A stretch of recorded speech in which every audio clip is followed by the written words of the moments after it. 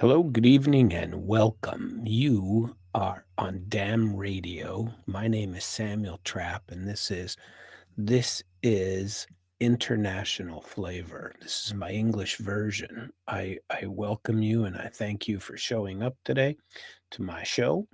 And I am very much interested in having discussions with you about quite a few things. It's been quite the weekend. The Munich conference has been quite eventful, and there's just so many things. Let us begin. What I want to begin with, though, is I have uh, he's not a friend, he's barely a contact. I met him at he probably doesn't remember it even because there were a group of people standing there, and I played a video of him before when he was being interviewed by Sky News. If you can remember that, when that happened, I put it on the show a little bit. He's a professor. His name is Galloway, and he is very well spoken, and also happened to be at the BRICS conference when I was there last last year in Kazan, Russia.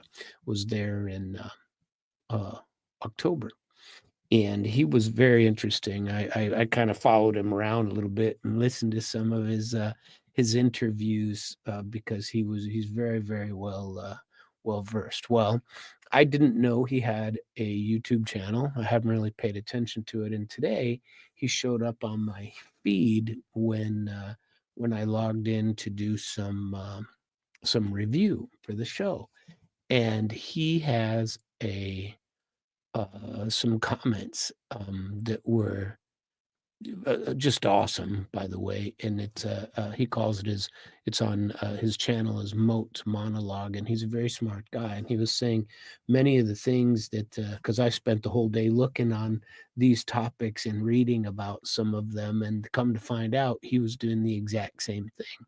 And but he probably knew it already. He's a very smart man, and I like to listen to him. And I love his accent on top of that. So we're gonna try to get to him here. Here, hold on just a second, because we're gonna start it all over, and it's 18 minutes long, and I believe I'm gonna play the entire thing because, and I may stop it just to make some commentary here and there. But he's a very interesting guy, and I hope that everything is heard perfectly in that sphere. I'm pretty sure everything appears to be working just fine, and so we're going to listen to him even now.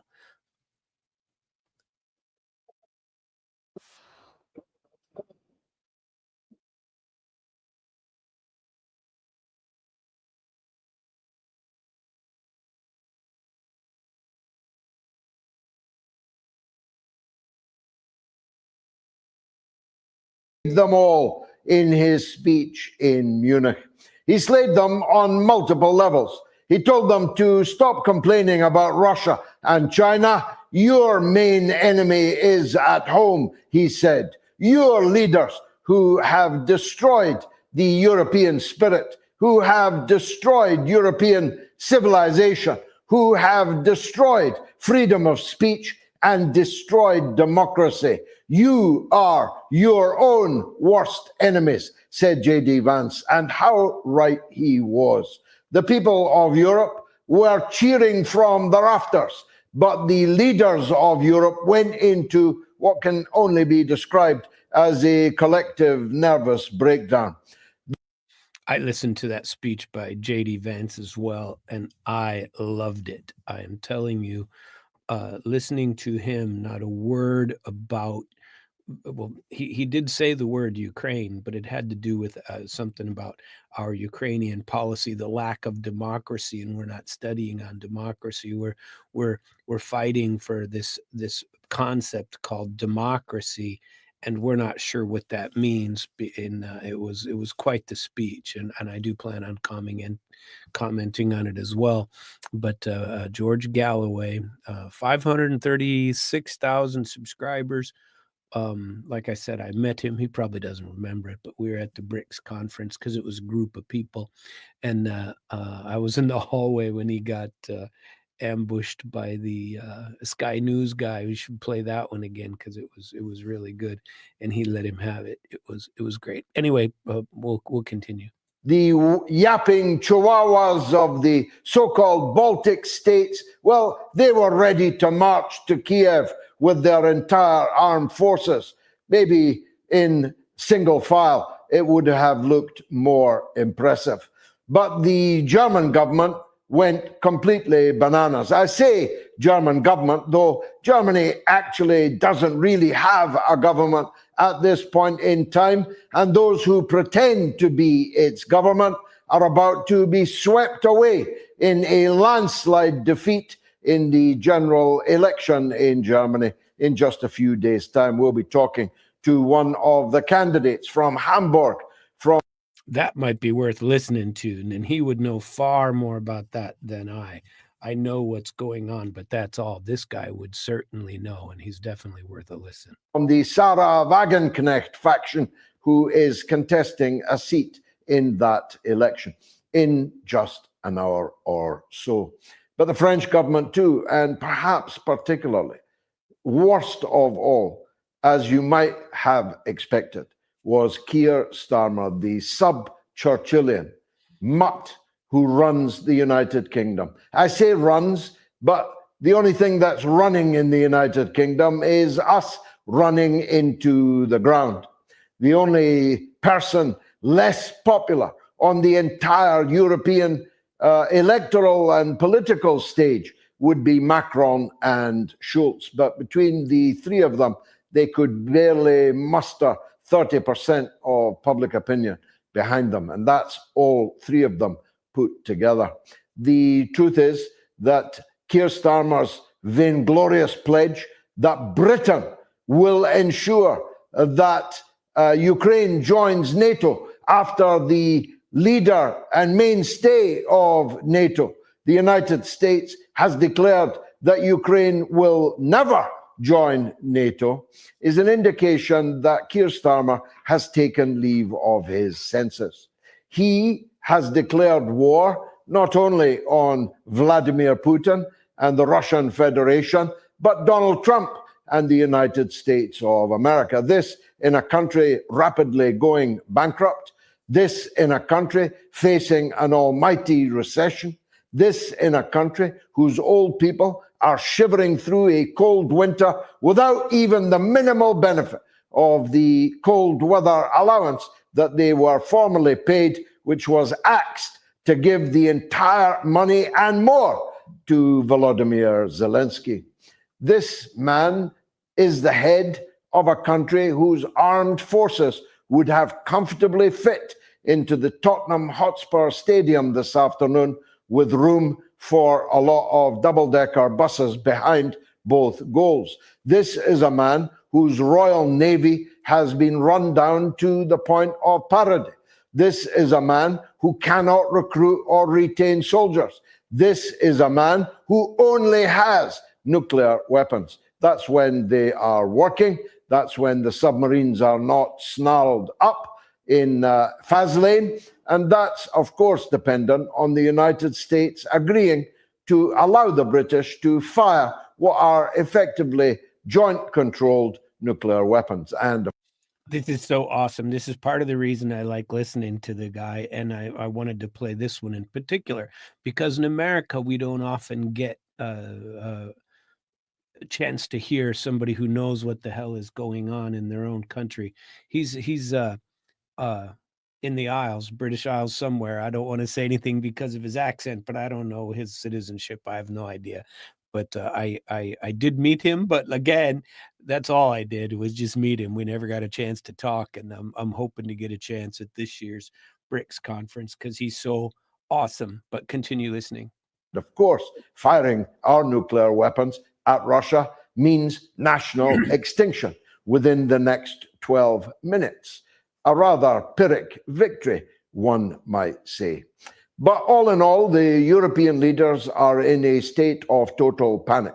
Some of you laughed at me when I said on here 12 months or so ago, maybe less, that Article 5 was a fake barrier, a fake balustrade on which we were stood.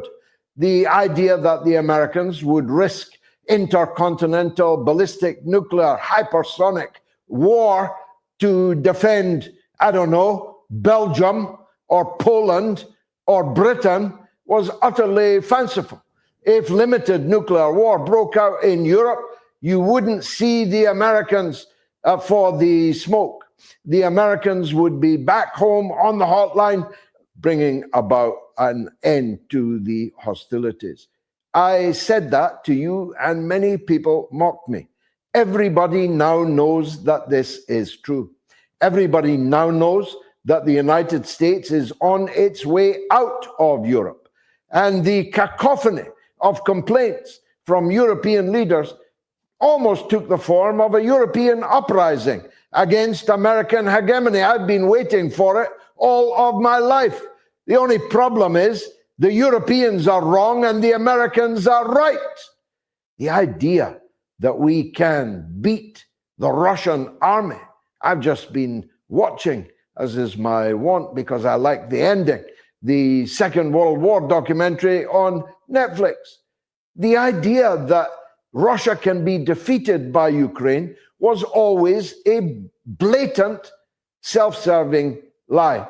Yet every politician in Western countries and every journalist and broadcaster repeated that lie ad nauseum, almost as if they themselves believed it. And maybe they did. That's the class of journalists and broadcasters and politicians that we have in our countries today. But the anti-American uprising is an uprising in favor of more and more and more war. The anti-American uprising in Europe today is an uprising against peace. Can you believe it? I mean, I know we're in an era of cross-dressing, but the so-called center and even the so-called left are demanding more war, and Donald Trump is demanding peace and a peace dividend. Trump went on to say he had proposed in his phone call to Putin a cut in the nuclear arsenals of America, Russia, and China of 50%. Did you see CND celebrating? Did you see Stop the War waving their flags? Did you see anybody recognizably on the center left or from the old peace movement, as it was called? Did you see any of them hail Trump's idea? Trump said that he wanted new agreements, new treaties, a cut of 50% in nuclear weapons, and significant drawdown in forces on both sides of the divide in Europe. What's wrong with that? How could anybody be against that? Well, they are against it. All over Europe, they're holding a summit in Paris tomorrow to try and block it, but they cannot block it. Because as I've said to you so often, the European Union and Britain are in exactly the same place as Mussolini used to be in the 1930s, going around the world threatening people with Germany's army. We go around the world threatening people with America's army. But America's army isn't coming. In fact, it's leaving the European theater. Hallelujah! No? Isn't that a wonderful thing? Now, I just want to make it clear to some of the critics out there. We will support Donald Trump when he's right, and we will oppose Donald Trump when he's wrong. What is wrong with that? And the idea that one should automatically oppose anything that Trump says or does, that one should automatically support anything that Biden and Harris or whoever now is in power in the Democratic Party, along with their liberal media, how could anyone agree, intellectually agree, that that is the right thing to do? And we will not do it. one of my biggest monologues in recent times was my denunciation of Trump's ridiculous, unhinged, completely berserk plan to buy and then to dispense with buying, merely to declare ownership of the Gaza Strip and the ethnic cleansing of 2.3 million Palestinian people. Agreed. I denounced it in withering terms. His statement that if all the so-called hostages, actually prisoners, unless the Palestinian prisoners are also hostages, one can't be a prisoner and the other a hostage. They're both a prisoner or they're both hostages. And he said at the beginning of the week that all hell would break loose at noon on Saturday, that the war would begin again if all of the hostages, all of the prisoners were not released, not in dribs and drabs, he said, but all of them. Well, 3 of them were released according to the terms of the ceasefire agreement he boasted about just a couple of weeks ago as having been his first achievement. But all hell didn't break loose. Donald Trump hasn't broken ground on a new Trump Tower on the Gaza Strip. And so again, I say to you, again, what's important is not what Donald Trump says, but what Donald Trump does. He says all kinds of things, like a braggart in a bar, like Tony Soprano. He says a lot of things. Many of the things he says are just garbage. But the end result has been that the ceasefire in Gaza is still intact, more or less, despite the usual atrocities committed during ceasefires by the Israeli side, as has been the case in every ceasefire. But the prisoners are being released according to the deal that Trump says was his deal. Now, as long as that continues, as long as no attempt is made to place 2 million Palestinians on ships or cattle trucks or to drive them into the Sinai desert, then we're actually better off than we were under the Biden-Harris administration, which gave everything that Netanyahu asked for and did nothing to try to bring about an end to the slaughter. I don't know about you. I'm not sure that I could even psychologically bear, to go back to the time of a week or 2 ago when every time you opened your telephone, you saw another little child massacred, completely desecrated, completely mutilated, saw another woman lying dead in the street. I, myself, can hardly bear to think of the idea of going back to those days. So far, so good. If not good, then not as bad as the rhetoric would have led you to believe. So I'm still saying that Trump, with his plugs being pulled all over Europe, the lights going out all over Europe, the lights of a foolish folly, whereby the Europeans thought that by slavish obedience to American presidents, they had earned themselves the right to expect eternal American protection in Europe. Now they are saying for Paris tomorrow, they need a European security policy. I agree with that. The Europeans, including the UK, need a security policy. Here is what that security policy should be. A pan-European security pact. Doesn't need to be an organization. It needs to be a pact which offers security to all in Europe and insecurity to none. That means Russia must be a part of that security agreement. What would be wrong with that? Putin asked for that 25 years ago. Putin asked for it in Munich 17 years ago, in the last great speech that was made in that city.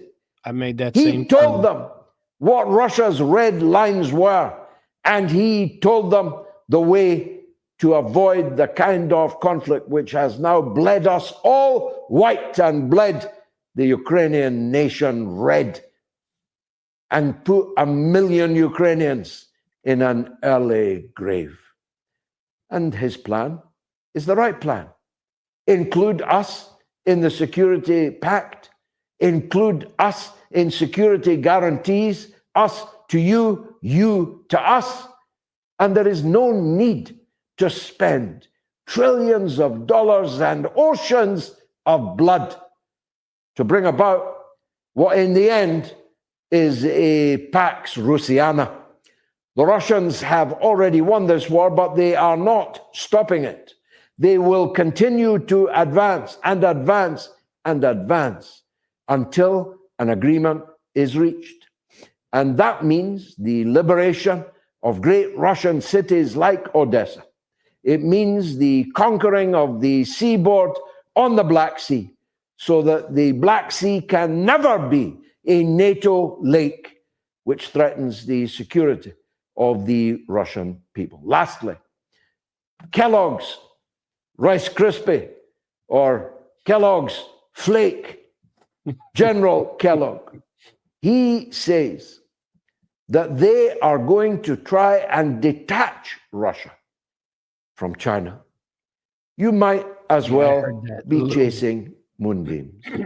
You are living in cloud cuckoo land if you think that having created this great, mighty, prosperous Eurasian landmass and turned it into a world beater economically and militarily, that Russia is going to accept the blandishments of a Western European and North American continent who couldn't be trusted in any circumstances, always to do what they promised to do. We're going to Gaza, where our first guest is Abu Bakr Abed, a renowned Palestinian journalist and commentator, although he's a very young man indeed. He's a star about to be born on the mother of all talk shows right now. Stay tuned. Don't you like listening to that guy? I tell you what, I met him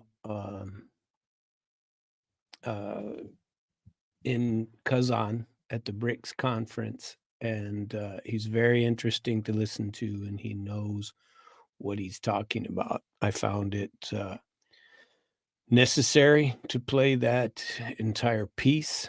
I think it needed to be heard. If you are not aware of what went on at the Munich Peace Conference or Security Conference, it was a lot. It was tons. I'm sure JR covered it, but I'm actually recording this Sunday night because I'm not going to be available for tomorrow. So I'm doing this tonight. It's also being recorded, and it's on my show, my English version, which I don't have any subscribers. So please get on there and subscribe if you would on my YouTube International Flavor channel. And you can watch the video of it all as I video the show late at night. And there's so much news. It's unbelievable. And I want to go into some more for you. There is so much that has happened and so much going on. So if you got a chance to listen to, and I listened to it all, I listened to every word of it, of J.D. Vance. I feel like I should play it right here. I feel like J.D. Vance's um, speech, which was only about 18 minutes long at the Munich Security Conference, was, and I said the same thing. I didn't know that Galloway said it till after I heard him, because I thought the same thing. There are two speeches in my lifetime that have really woken up the Munich Security Conference. The first one was in 2007 by Vladimir Putin. And that speech I listened to again today because I wanted to refresh myself and go back and say what J.D. Vance had done. And both of them shocked the world and shocked the people who were in charge, and shocked Europe. People have been scrambling in Europe to cover their butts. Macron calling an emergency meeting in Paris of important countries to come. Zelensky talking, interviewed in English, and I must say he did a good job. I don't believe a damn word of it, but I don't get there. Schultz spoke at length. Schultz, who has no chance of winning re-election, well, very small chance of winning re-election in a couple of weeks. Macron, who's probably not around for too much longer. All of these people are missing the boat, in my opinion. Now, time will tell who's right, who's wrong, and what happened. But think about this, people. And I got to tell you, JR might be right. JR said there's a plan between Xi Jinping, Putin, and Trump, driven by Trump, of course, to create a different world order. And there might be some merit to that. I think I see it a little differently. I think it was all Trump, but look at the writing on the wall. Who is just what countries are just as bad as the US at all of this liberal BS, where families are discouraged, religion is ridiculed, and strangeness is honored and expected of everyone? When you hear J.D. Vance's speech, or if you've listened to it over the weekend, I'm not going to play it for you, but if you did not hear it, you probably should. If you've never listened to Vladimir Putin's 2007 speech, you probably should. There are English translations out there on YouTube that do a reasonably good job. I listened to it in Russian, and I'm telling you, the guy put an outline of exactly what was going to happen back then. And he said that we on this side of and he warned everyone what would happen if the world continued on the path that it was on in 2007. And here we are, 18 years later, exactly where he said we would be. He was all about the exact same things: hegemony versus multipolar, multicultural, multi-powered equality between nations, not dictating to other nations. Oh, the guy is saying the same thing that he said forever. And well, for me, forever started in 07 when he started saying these things. And well, he started saying before that, but that's when on the first time on the world stage where he came out and he said, "You're gonna quit ridiculing Russia. You're gonna quit treating us like we're a wicked stepchild. And you have to consider the rest of the world. You gotta consider that the rest of the world might not want your liberal, one-sided, lopsided world order." And guess what else he did? He talked about BRICS. He talked about BRICS, which I believe at the time was just BRIC: Brazil, Russia, India, China. South Africa, I don't think, joined until 08 or 09. I don't know for sure, but but I think it was just BRIC. And think about this. We in America just had what people are calling somewhat of a revolution, okay? That we're going back to what America was supposed to be all about and fighting for democracy. And J.D. Vance's point in his entire speech, the biggest point of it all was, here we are fighting for alleged democracy all over the world. We're fighting for it here in Europe. We're fighting for it allegedly in Ukraine. We're fighting for so-called democracy. But what does that democracy mean when you don't have the freedom of speech? What does democracy mean? And he pointed this one out in particular. When a man can't pray outside of an abortion clinic in England without getting arrested, charged with a crime, and when asked what he was doing, standing there silently, he said that he and his wife lost a baby, and they go there, and he goes there, and he prays. But he was within 300 yards, so they arrested him, charged him. And I hope I got that all completely right, but it's J.D. Vance. It's an interesting speech, and you should listen to it because, boy, he was getting some evil eyes back, and that room was silent. And a lot of all these liberals were just, they did not like it. And Schultz got out there, and he said, and somebody was interviewing him and said, well, what do you think of J.D.'s comments? He goes, oh, all of the things that he said he was going to do, or that we were here to discuss Ukraine. Nobody was at that peace conference to discuss Ukraine. They were there to discuss security in Europe, like they always are. And but Zelensky was there with his hand out, trying to get more money. Zelensky was asking for a new war. Zelensky was asking for the U.S. to continue and everybody else to continue paying. He was saying he wants a European army. He wants a European army. He thinks that the time has come to create a European army. He wants.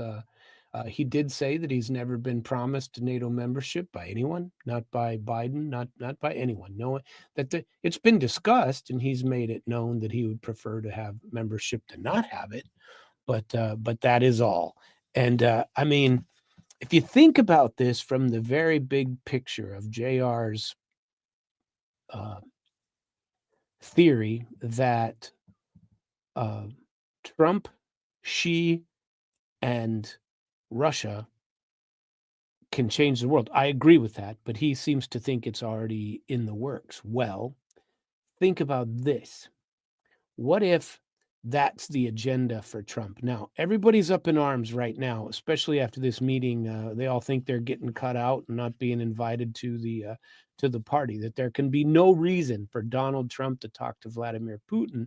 And by the way, Rubio spoke to Lavrov, and there can be no need for them to speak except about the war. But that's not true. When you spoke about an hour and a half, and you heard it in Professor Galloway's a discussion about the arms limitation and reducing nuclear arms and trying to make the world a safer place.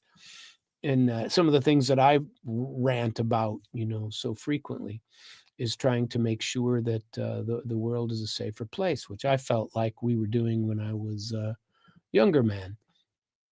And when I was working in the arms control as an interpreter, and I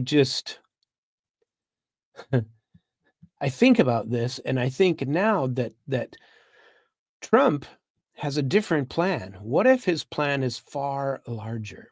So he's not speaking to Putin about. There are plenty of things for him to talk to Putin about, including, let's say he's got 10 things on his agenda. One of them is, how do we end the war in Ukraine? 2 is, how do we fix the Arctic Circle? 3 is, what can we do about fixing energy and security for everyone in the world? 3 is, what can we do about this constant conflict state, and how can we get rid of it? I mean, there are plenty of things to talk about, only a few of which, or only one of which, would involve Ukraine, and would it'd be nice if you invited somebody else into there. Zelensky gave interviews in English all over, and I got to admit, he did reasonably well, and talked about you can't have deals with about Ukraine without Ukraine. Well, again, I'll point out that you can't have peace plans that involve Russia without inviting Russia. Hello, I've been in speaking with every other country except Russia. coming up with a plan and trying to get everybody to sign it in a foreign country and not inviting Russia, who's allegedly just to be dictated to.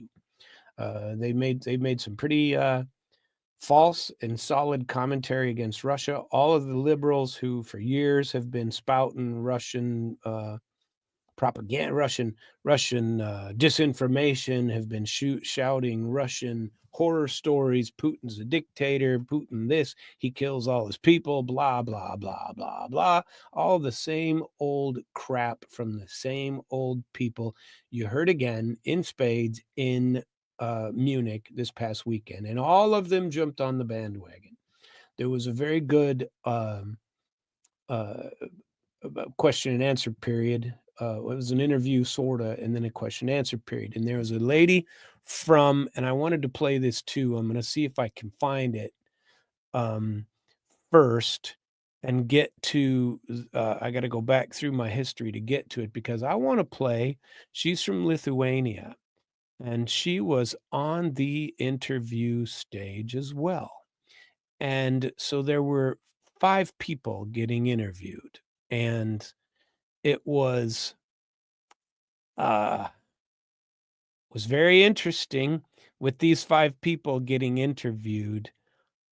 Man, there's so much to go over today. There's no way I'm going to get to it all.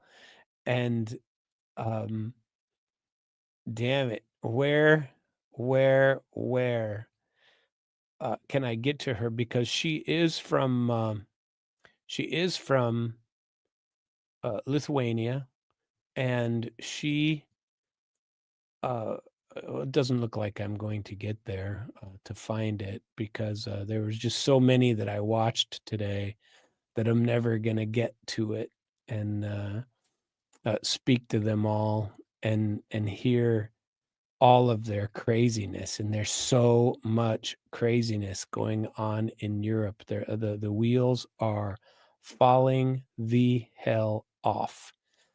They have no idea what they're going to do next. And in some ways it's good to see. In some ways it's about freaking time. And I think and there were a lot of people speaking out against it as well. But there's a guy that was speaking. I was trying to watch my Solovyov tonight also. Solovyov is the Russian side, heavily slanted Russian opinion, of course. And he was interviewing a guy on there, and I heard some of the same things that I've said, that that there's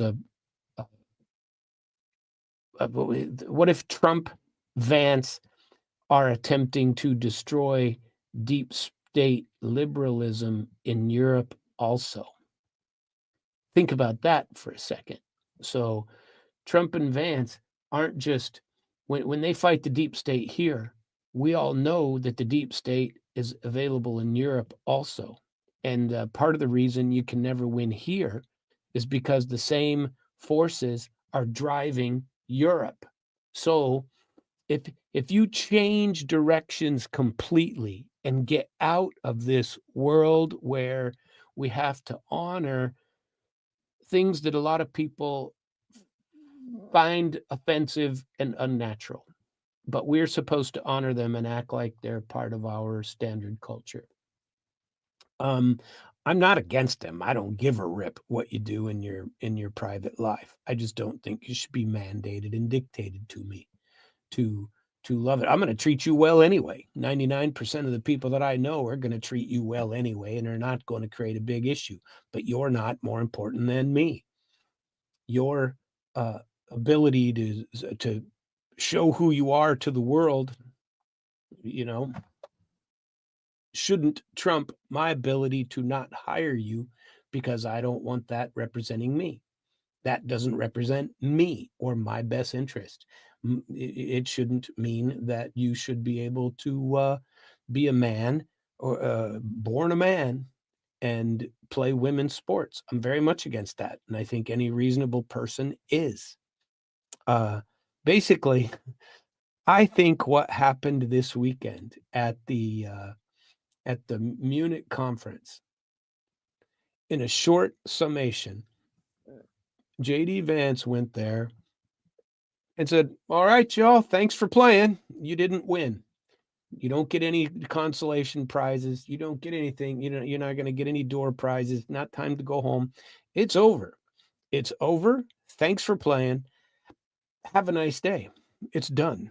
But we're going to make sure this is done. We're not playing. We're not allowing it." And they're saying the same to Zelensky, and everybody is having a fit. They were promised that Russia would collapse. Western experts, including tons of them in America, said that, oh, geez, well, all we got to do is fund Ukraine. We don't have to send our own guys, and not for us to kill Russian army. They suck. That ain't going to happen. If you think that, you don't know Russia, and you don't know Russians, and you certainly don't know the freaking Russian army. And but they were promised that Russia would collapse. By the way, so was poor Zelensky. He was promised that Russia would just fold up its tents and go home, and they were going to collapse. But he was in on it. He thought the same thing, and it's not true. Now, I'm not saying it's not difficult.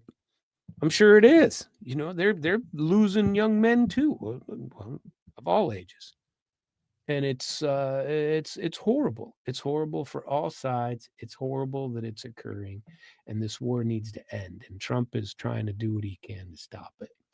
But I mean, they were promised victory, and they aren't getting it. And now the only one who arguably could provide victory, and I'm not sure that's the case, even so, that we could provide a victory. I'm not so positive of that. Is backing up and saying, we're gonna act in the interests of our country. NATO, step up. You want to take care of this? Do it on your own. NATO, you want to keep playing? Fine, but we're out. We're gonna take our chips. We're gonna go to the cashier. We're gonna cash them in. They're trying to get resources from Ukraine. Wouldn't surprise me if they're not trying to do some for Russia. Maybe they split the Donbass or the resources, and what would be just sweet and funny as hell is if the U.S. changed tack completely and made a deal with the rest of the world. I mean, in all seriousness, we are not for the continued NATO liberalism path. The bulk of Americans are not for that, are not for creating enemies that don't exist. They're not for continuous war and continuous U.S. Agency for International Development and National Endowment for Democracy, CIA backing of and overthrowing governments and creating havoc all around the world. We're not for it, and not that we ever were. We suspected, but we didn't know. We knew, but we didn't know. Now we know, and we know that it's all been just a rather large scam, and on many, many, many fronts. The fact is, ladies and gentlemen, that Donald Trump and Vladimir Putin are realistic, pragmatic, powerful leaders in their own countries. And what we have in Europe are a bunch of pussies and all over the place. And sorry to use that nasty word, probably shouldn't, but what else is it going to be? We have a bunch of pansies, let's say that. We got pansies everywhere over there, and they'd much rather talk about what colors your bloomers are than defend their people or give their people what they want. Europe is a bunch of drama queens, including Zelensky, by the way. The entire of Europe government and ours too, until just recently. A bunch of drama queens, a bunch of high school, I would say young girls, but a bunch of high school girls and young gay guys running around with their you know, panties all in a twist about who you're going to prom with. That is what we're dealing with. I've said this before, but when when Biden came into office and everybody was running around talking about the adults are back in the room, the adults are back in the room. I was like, oh yeah, these are the adults, all right. These are the ones who are going to come and get so mad at you. They I don't know, put pieces of hair in your toothbrush, or pee in your Cheerios, or do something disgusting like that to get back at you. What is important is victory, and sounding like you won, and winning the drama queen scenario. I don't know. Imagine if we and Russia worked collectively. Collectively, we're the same sorts of people. Collectively, we are on the religious side nationally. I mean, I'm not, and there are a lot of Russians that aren't. There are a lot of Americans that aren't. And I don't want to say that I'm not, but I don't have a particular belief that I have my beliefs, but they're my own, and I don't usually share them, and but I don't condemn anyone else's beliefs. But I have my beliefs, and I believe in a powerful, more powerful being, and most Americans do. Same goes for Russia. We grew up in the same way. We're the same sort of family-based people. And by the way, you can say that about a lot of the world. If the U.S., China, Russia, and India partnered up or created another security organization, Trump saying that he wants a Putin or Russia back in turning the G7 back into the G8 is a good move. There was, what are you going to remove them for? For Crimea, when they've been clear before that we're never going to have any NATO in Sevastopol. That ain't happening.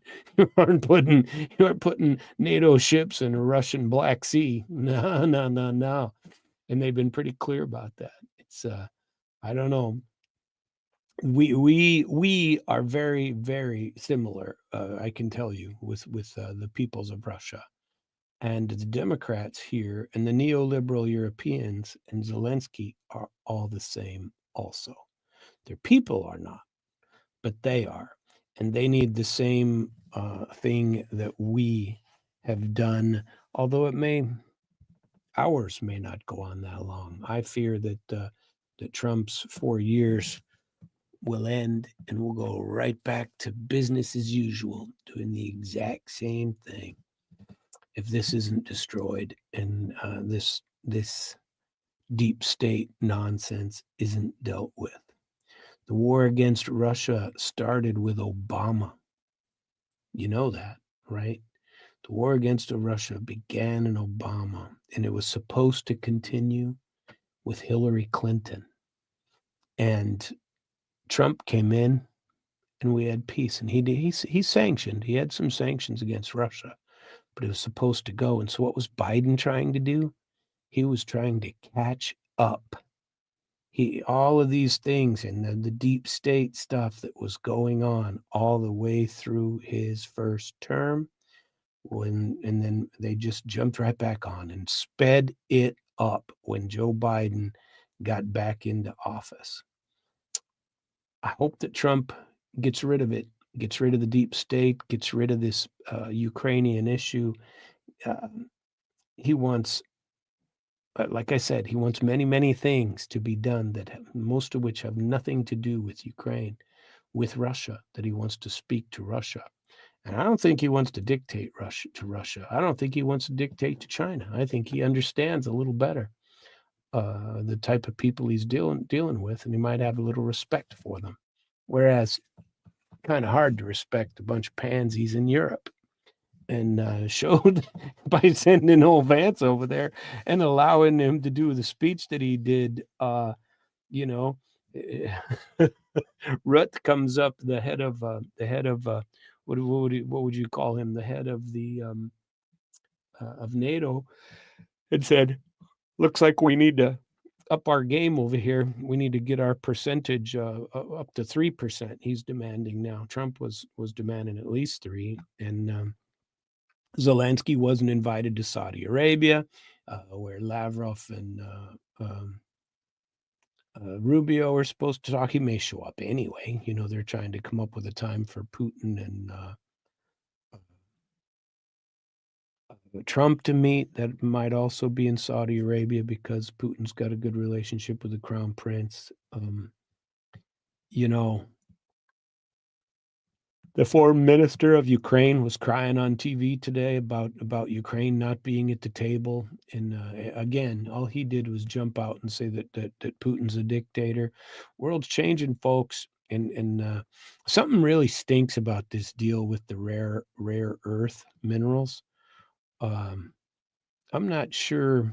There's something on there about having Russian or American boots on the ground. It's something they're trying to get that Trump may have commented on in order to get some sort of reaction. There's something stinky under this, but I don't think there's any way.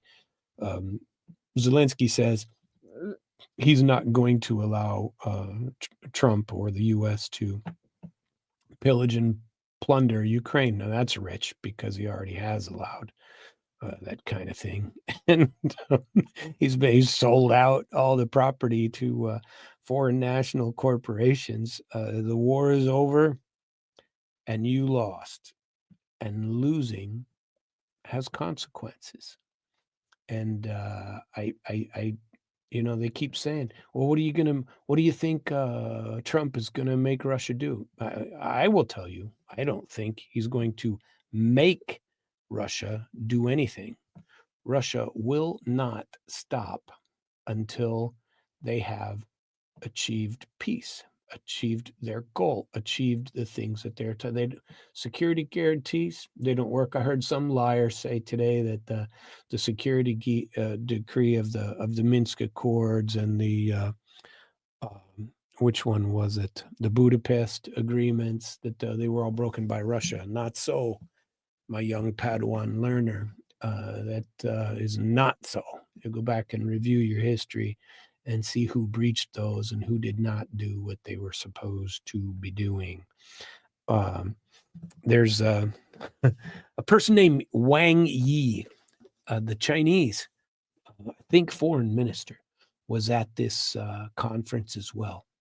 And they were being bitched about them not following Russian sanctions and buying Russian liquid natural gas and buying fuel. And he basically looked at it and goes, "Who's going to supply it to us? China's a big country. Where are we going to get it for our people? Are you, are any of you going to be able to supply it? You can't even supply yourselves." And he was pretty blunt about it. It was sweet to watch. There's some things going on in Belarus that I don't quite understand yet. I haven't had enough chance to go look at it, but the U.S. is talking some kind of a turnabout with Belarus and trying to speak with Belarus. And tell you what, the Europeans are frightened, and if I don't want them to feel abandoned. But geez, why is our army covering all of Europe? Why? The British, the Polish, the Latvians, the Lithuanians, the Finns, nobody would be making threats. Ukraine wouldn't be making threats against Russia and telling Russia what they're going to do if they didn't think that America had their back, that they wouldn't do it. They wouldn't be going against Liechtenstein if they didn't have the U.S.'s army supporting them.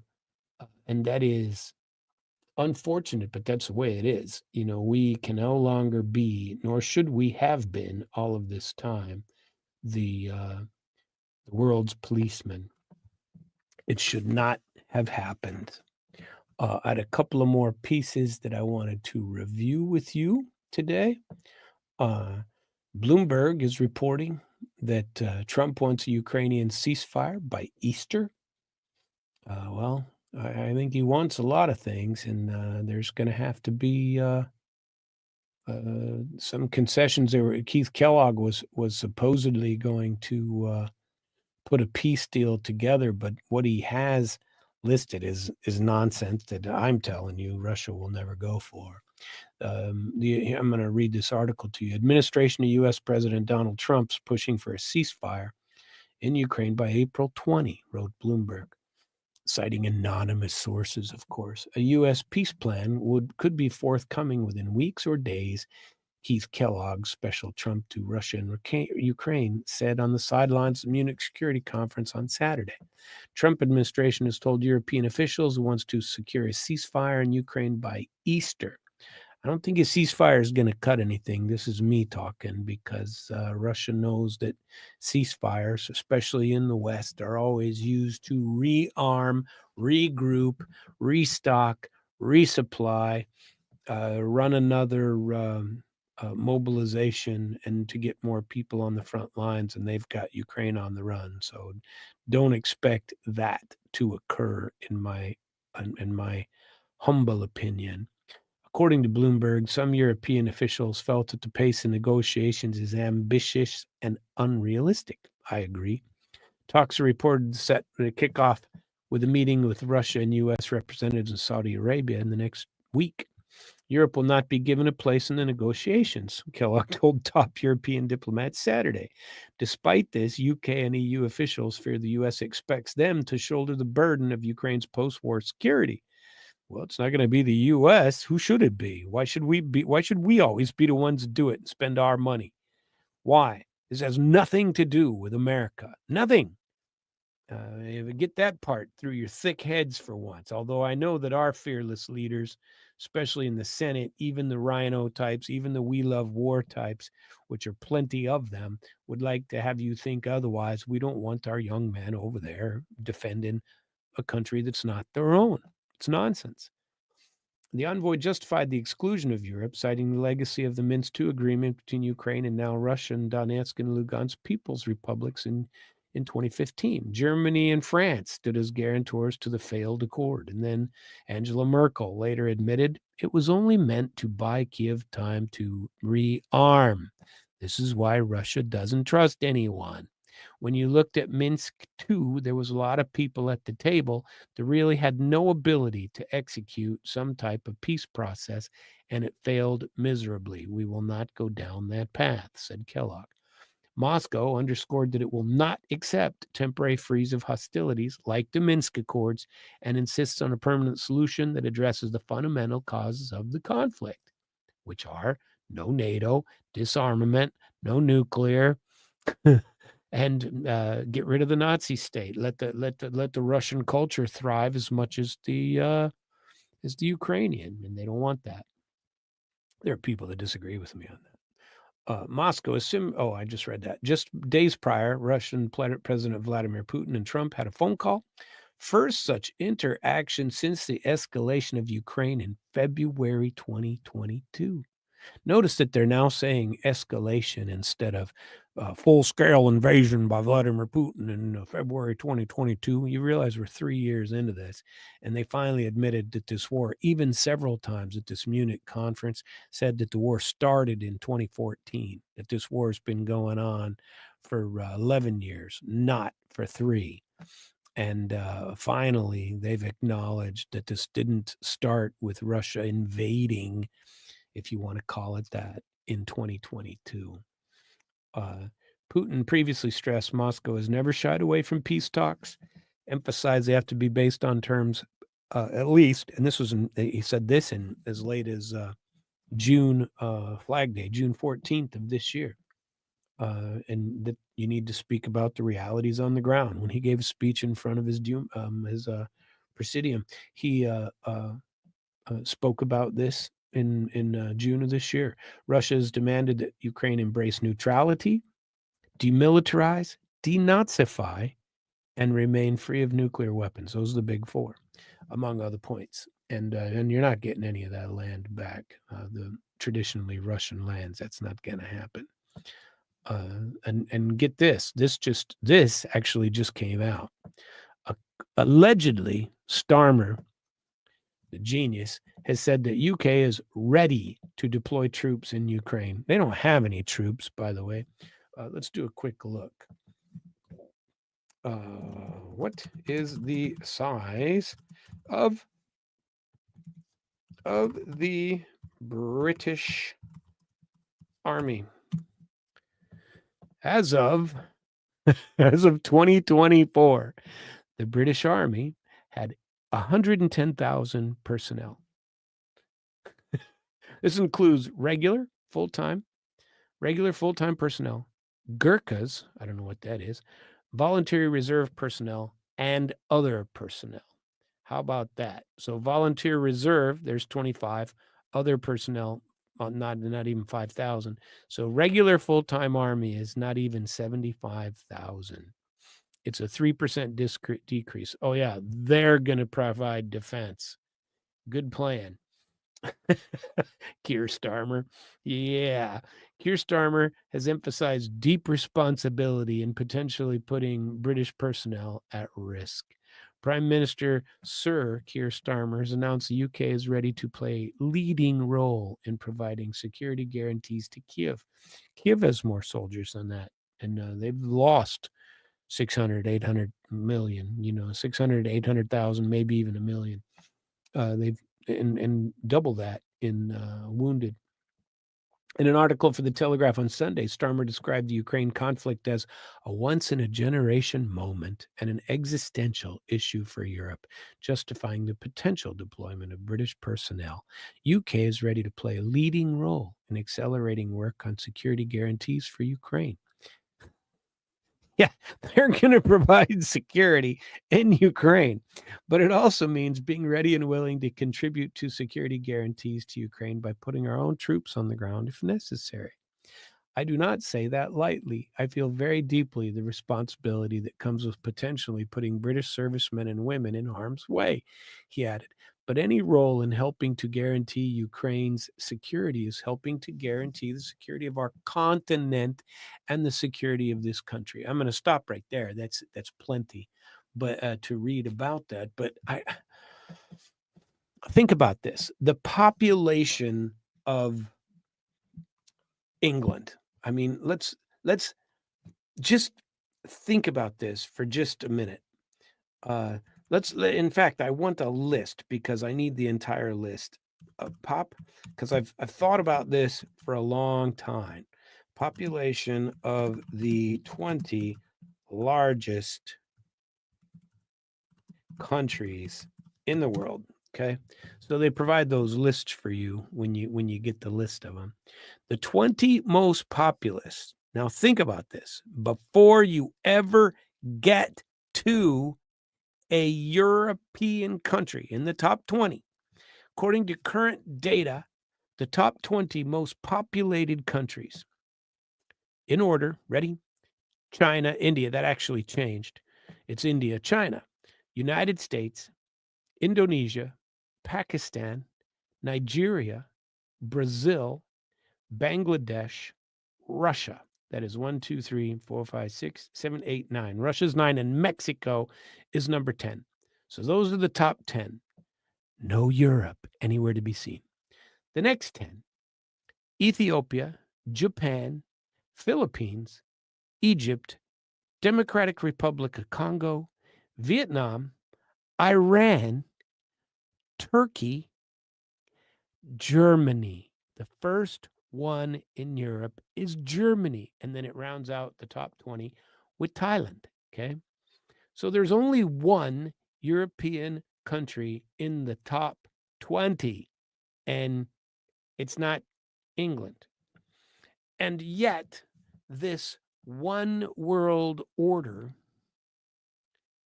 has always been the US and Europe. I don't think Trump's an idiot at all. Maybe he's finally realizing what should have been realized by our fearless leaders long ago that we're number 3 and we're declining. We are not going to be in the we're not going to continue to stay in number 3. China and India, they're very, very far ahead of us. Indonesia is picking up quickly. Pakistan, Nigeria, those guys will be ahead of us within 10, 12 years.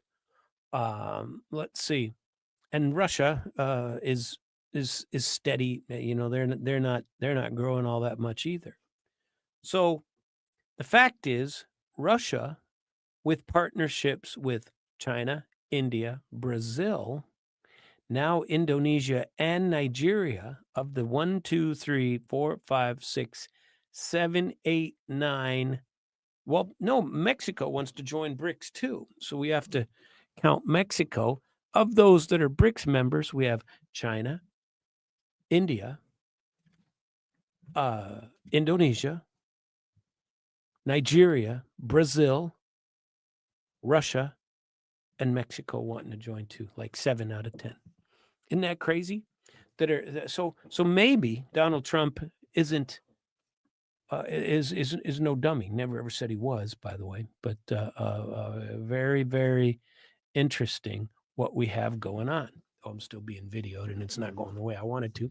So at any rate, this there's so much news going on, but what if all we're doing with the old Trumpster is setting the stage to get out of NATO? And here the UK is saying, well, Ukraine, don't worry. If the US doesn't have your backs, we do. We'll send the Royal Air Force and the Royal Army to you. You can't even defend England. I mean, I don't mean that horribly, but geez, it's a different world. If it wasn't for us promising to back you if somebody attacked you, nobody. I mean, it's like, yeah, you're gonna fight Russia? Give me a break. That'll be done in an afternoon. Let's see. The EU nation. Here's this one. Zelensky, remember me calling for he wanted an EU army he was calling for. Maybe he's trying to form his own Europe, his own NATO. Polish Foreign Minister Radoslav Sikorski has reiterated his country's opposition to a unified military. Well, they're never going to work anyway. How many languages you got over there? Who's in charge? Who's going to be in charge? Zelensky? He can't even be in charge of his own army. That's not working. Polish Foreign Minister Radoslav Sikorski dismissed Ukrainian leader Vladimir Zelensky's proposal to create an army of Europe. Poland consistently rejected the idea of a unified EU military and has strongly advocated that the U.S. maintain its dominant role in security on the continent. Yeah? Why do you think that is? Because nobody gives a crap in Russia about the Polish army. I think we should be careful with this term because different people understand different things. If you understand by it the unification of national armies, it will not happen. Sikorski told state news channel TVP World on Saturday. Isn't that crazy? Some 22 EU states are currently members of NATO. By the way, when I was in the army, it was like 16. And when we told maybe 18, I don't remember, when we told Putin that we would not, when Bush 1 told Putin we would not go 1 inch to the east. Yep, you can say a lot of stuff when you're president. Nobody ever has to listen. And it can change with the next president. Right? Trump's envoy signals possible Ukrainian concessions. Yeah. Trump met with the leader of the firewalled German party backed by Musk. I don't know if you've heard of this yet, but they are blocking. Everybody is blocking. And he was saying the same thing. This is part of what his speech was about. You block the speech of those you don't want to hear. You block the speech of those who have a different view. And old Vance spent a long time talking about freedom of speech. And, that one is worth listening to because they're blocking everything. I think we might be out of Europe much quicker than people think.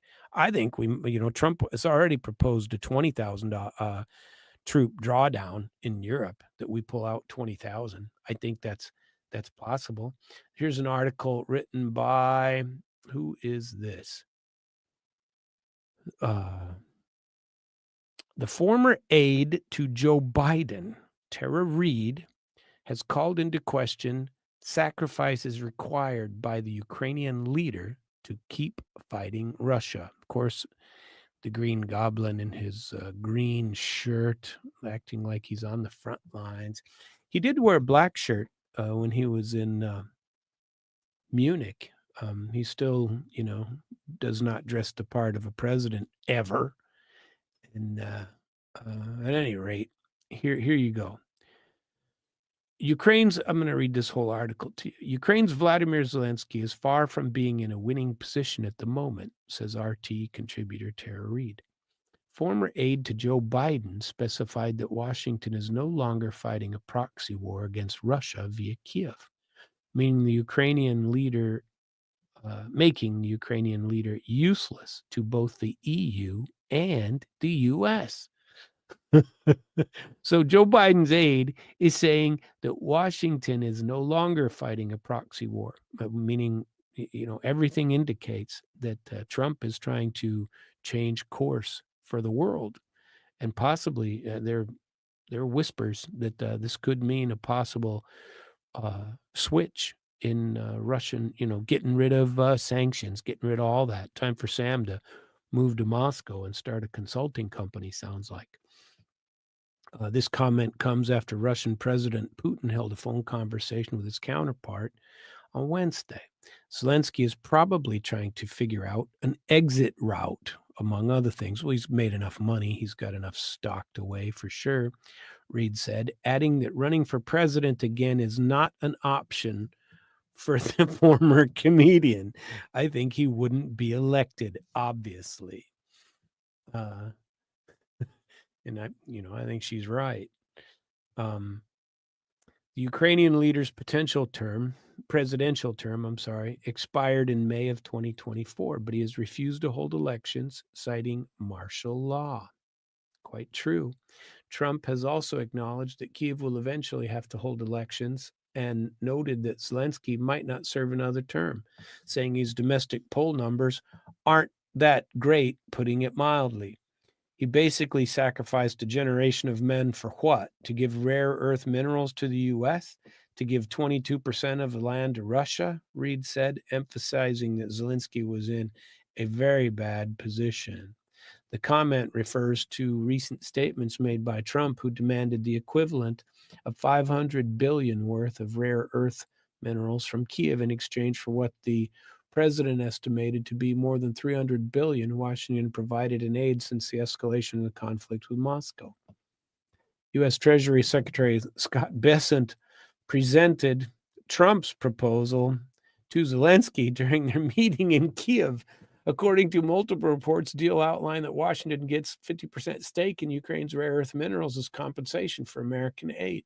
Saturday, the Financial Times reported, citing people familiar with the negotiations, that Ukraine had rejected the bid, citing the lack of security guarantees, meaning a no army for us. According to Ukraine's Institute of Geology, the country's deposits include lanthanum, cerium, neodymium, erbium, and yttrium. However, Zelensky recently admitted a large chunk of Ukraine's mineral-rich territories is currently under Russian control. And the two largest are under Russian control. And NBC reported Saturday, citing unnamed officials, the White House could send troops to guard Ukraine's minerals. The deployment of forces could reportedly come after Russia and Ukraine reach a deal to end the ongoing conflict. Reid said the reported troop deployment is unlikely. I second that. I doubt that'll happen. There's a will for there to be a different relationship with Russia. She highlighted that U.S.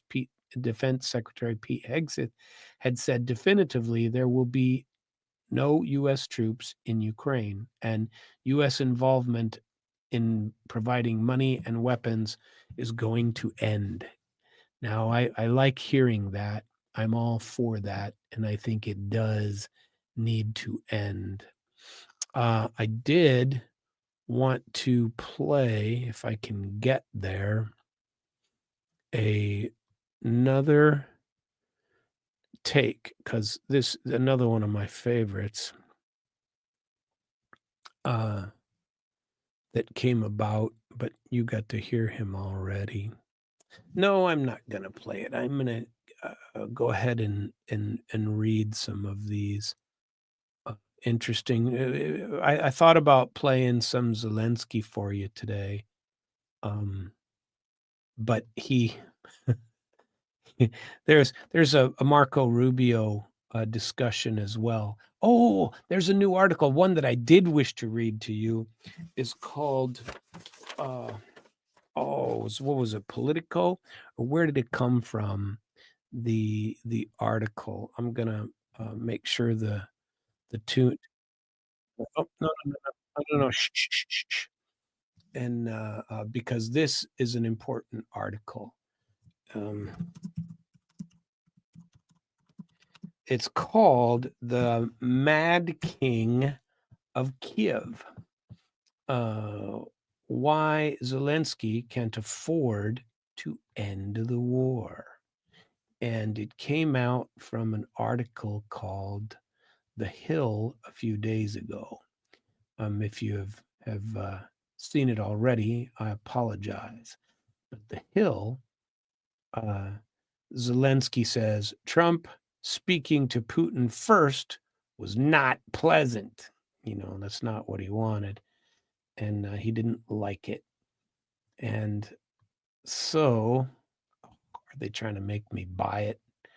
I'm not going to buy it. It's not happening. If I can't get rid of it, it'd be nice to be able to. I could listen to this article. Ukrainian President Volodymyr Zelensky said on Thursday I'm not going to be able to read it. Son of a nutcracker. Maybe we can play it and get to it. It's an audio, I think, but let's get to where we are here and see if we can't. Sorry to be bouncing around on this all for you, but it was an interesting article that I read before. Well, actually, I listened to it before, but I don't know where I'd be able to listen to it. So we're going to attempt it again. Ukrainian President Volodymyr Zelensky said Thursday was not pleasant for President Trump to first call President Vladimir Putin in his push to start negotiations to end the war. Trump called Zelensky later in the day, Wednesday. I would say he was calling to inform him, just like he said in his post on Truth Social. Zelensky, while visiting a nuclear power plant, said discussions with the Kremlin about ending the war in Eastern Europe should only be done after a plan to stop Putin has been worked out. that ship has sailed, dude, and added that Trump's decision to call the Russian president first on Wednesday was not pleasant, according to CNN. Excuse me. He also stated that Kiev would not welcome a peace agreement forged between Russia and the U.S. unless Kiev is involved in those talks. As an independent country, we simply cannot accept an agreement without us. And I articulate this very clearly to our partners. We will not accept any bilateral negotiations on Ukraine without us, said Zelensky on Thursday. And again, I will point out, this is me, I will point out that you were all too happy to have lopsided, one-sided negotiations with all your buddies, all your liberal buddies and media buddies in in Switzerland and then again in New York. Nonsense. The Trump administration's initial foray into diplomacy around the war have marked a sharp break from the Biden administration's no about Ukraine without Ukraine ethos. Democrats and European officials have accused Trump of making major concessions to Putin before negotiations begin. And Trump on Wednesday declined to say whether Russia and Ukraine were equal players in the talks. They're not, clearly. On Wednesday, Trump spoke separately with Putin and Zelensky. The commander-in-chief highlighted in both calls that the nearly 3-year conflict has to end. No one wants peace more than Ukraine, Zelensky said Wednesday, following his call with Trump. Together with the U.S., we are charting our next steps to stop Russian aggression and ensure a lasting, reliable peace. As President Trump said, let's get it done. Trump indicated that he will soon begin a series of meetings with Putin, with the first in Saudi Arabia. Also Wednesday, Trump's defense secretary Pete Hegseth said he doesn't think Ukraine joining NATO is a realistic outcome of a negotiated settlement. Trump told reporters Wednesday it's not likely for Kyiv to return to its border before 2014 annexation of Crimea. Also agree. Zelensky said earlier this week that if Trump is able to get both sides to negotiate, he would consider offering a swap in territories, with Ukraine giving back the land it has taken in Russia's Kursk in exchange for unspecified unoccupied occupied Ukrainian territory. We'll swap one territory for another, Zelensky said in an interview with The Guardian published Tuesday. I don't know, we will see, but all our territories are important. There is no priority. The Hill reached out to the White House for comment. So they called him in this the the Mad King of Mad King of Kiev. Interesting stuff. Let's see where we are here. We probably got time for a couple more to throw in there. Let's stay on the news topic in RT and get the latest in the world news. Let us, shall we? Let's see, or where is there? I wonder where the opinion is that I like to read here. I always like their opinion pieces. Trump is pushing India to buy more American gas, but could Russia be the better choice? Well, of course, that one's easy. Trump ejects from the Ukraine joyride. I heard this today, and I only read part of the article, so I haven't gotten all the way through it, but it's funny. Trump ejects from the Ukrainian joyride, leaving the EU screaming in the back seat. That's awesome. Let us see what's well, you know what? I think I'm gonna I think I'll save that and have another shot at it. We don't I'd like some opinion from the Russian side, and I did my Russian live stream today on my Russian channel, and there was a decent amount of commentary and questions about what was said therein, because they hear me talking in Russian about things Russian or Ukraine and Russia. Some Ukrainians sometimes get mad at me and put commentary in there, but I'm not against anything Ukrainian. I don't believe that Ukraine is to blame for anything that's happened here. I think they were foolish. I think they were foolish in poking a bear the same way I felt that I just explained, that I feel that any other country in NATO that gets to stand up and be a-holes to the rest of the world because they think the U.S. will just keep covering them. I think that's foolish. And Ukraine wasn't even a member of NATO, and they were never even, according to Zelensky, and I know this to be true too, They were never promised NATO membership. Now, I remember people floating it out there politically to see which way the wind was blowing and whatnot, but it was never a possibility in my humble opinion, and it's never been very likely, and only from the standpoint of Russia saying absolutely not and being very clear for 20 something years that it's a red line that you better not cross. And when it was, when that was part of the cross, and when America had all kinds of troops, NATO had bases, and England was actually getting Odessa ports ready to house some ships. And the U.S. is probably involved in that too. It was, and I don't mean to laugh about it, but they weren't being very secretive about it, and they just kept poking and poking and poking and poking, and since 2007, completely ignoring the Russian concerns and the Russian call them warnings, the Russian discussions in that regard, and that is why we're where we are today.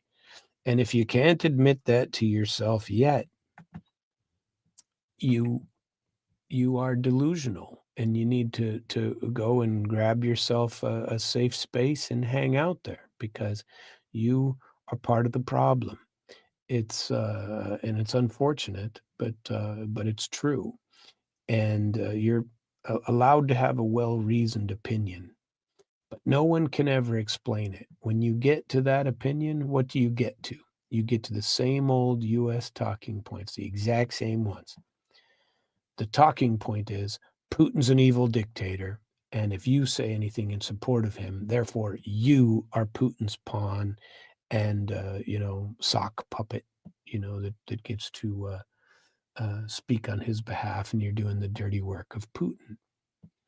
Well, what does that make you, Crane? It's sad but true, because they've not done any of this for themselves. They haven't, and I've been told that I'm wrong on this, but I've never had anyone prove it to me, because I've seen some of the there will be no Russian speaking in the schools. Those laws were actually applied, unless they were lies. I suppose that's possible, but I've seen them. I've read them. I have to go and find them and look them up. But they have been, and just same as we have. We've been very much anti-Russian and creating an anti-Russian propaganda force of grandiose proportions in the United States. It's happened, and it's unfortunate that we have done so. And it's unfortunate that Ukrainian young men and women are paying the price for that, and that the country is paying its price. If you didn't think your big brother was going to help you, you wouldn't have poked the bully. And let's say Russia's a bully. I don't believe that to be true, but let's say they're a bully. Does that mean the U.S. isn't a bully? If the U.S. comes and pokes them, does that mean that the rhetoric coming from the Zelensky camp is okay? That is all of my commentary on this today. I wanted to point to you where you can find. You go to damradio.com / schedule, and you can get to any of my prior shows, and you can listen to them live. You go to damradio.com. On the live page, you can live stream the podcast 24/7. Live stream what's happening live 24/7, and there's good music on there. You can go to podcast and listen to all the past shows of myself and others. You can schedule. You go to the schedule and see what's coming up. Our week begins tomorrow with Big Monday, the February the 17th, and then continues onward. I appreciate all of you for listening. I encourage you to listen more. If you're watching online on my internationalflavor.com YouTube channel, which I don't have many subscribers now, so if you went there and clicked on it and became a subscriber, you would be notified every time I put a video out. But I do this mainly because it's an easy way to record, and I do my show this way on the Russian side. I do my show this way, and so it's easy for me to do it, and then I can just send a link to play my show pre-recorded the night before or something like that when I'm having an issue. And so that is what I've done today. If you ever need to get a hold of me, I am Samuel Trapp. You can find me at samueltrapp.com. You want to buy real estate in Florida, or if you wish to email me, you may do so at samtrap1@gmail. Soon it will be samuelt@internationalflavor.com. But so far, I can't get Google Suite to work correctly. There's something in the settings that I've been trying to fix for a week or two so far, and nothing's happening. And pretty soon, International Flavor will have all of my links. Internationalflavor.com will have all of my links on how to get a hold of me. I appreciate you listening. Tune in tomorrow and every day, Monday through Friday, from 4 p.m. to 5:30 Missouri time, and have a very nice day.